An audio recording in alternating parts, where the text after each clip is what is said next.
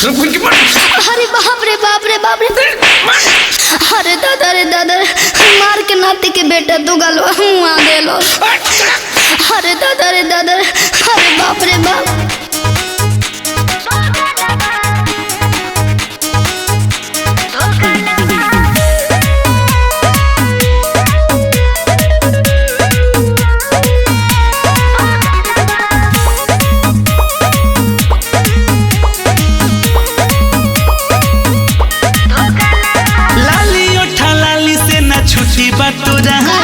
जाए के बकाम पर ड्यूटी बा मौजा।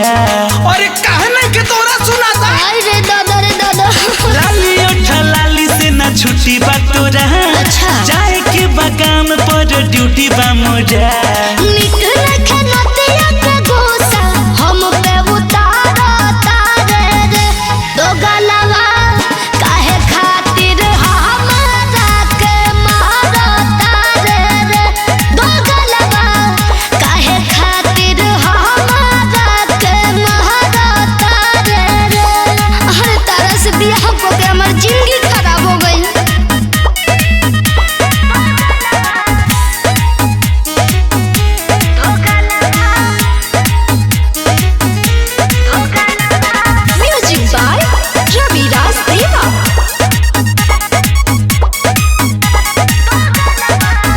कवनो तू काम धंधा करेलू न मन से।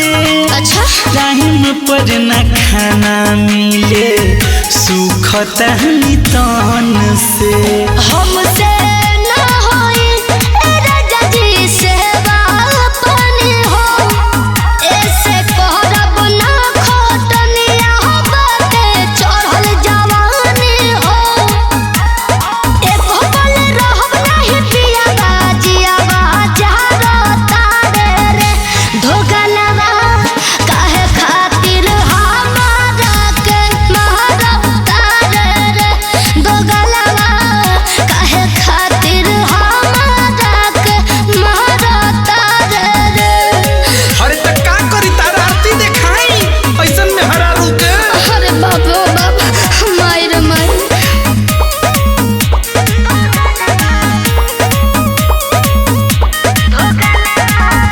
आपन दर्दिया बोला कैसे बताई। बका हो खटावे दुख आवे आँख से डुबाई।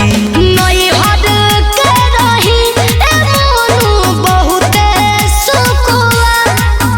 अरे महाराज ने पिया कोला हमारा से प्यार।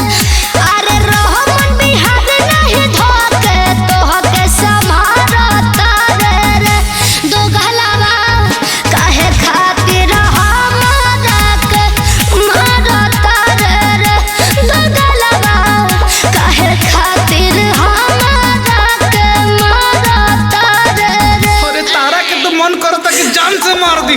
मरबो हमरा के जान से पूरा परिवार के केस में हम थाना क देम। जिंदगी भर चौके पीसत रह जेबा बुझलो। मेहरारू का हाथ ना छोड़ जा। हाँ तो तारा दिसन में हरारू के गोड़ धो के हम पानी पी रे।